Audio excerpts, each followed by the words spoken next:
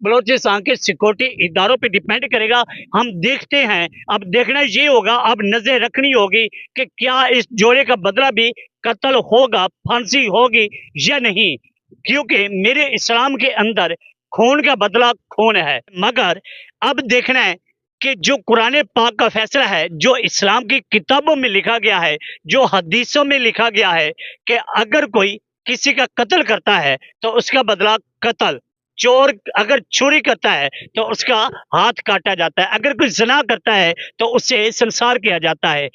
अब ये जो जोड़ा कत्ल हुआ है, अब देखना है कि इस जोड़े का बदला हमारी अदालतें ले पाएंगी या नहीं। क्या अब ये जोड़े के कातिल रिहा हो जाएंगे या फांसी के तख्तादार का निशाना बनेंगे। अब अगले चंद दिन और देखना जरूर होगा।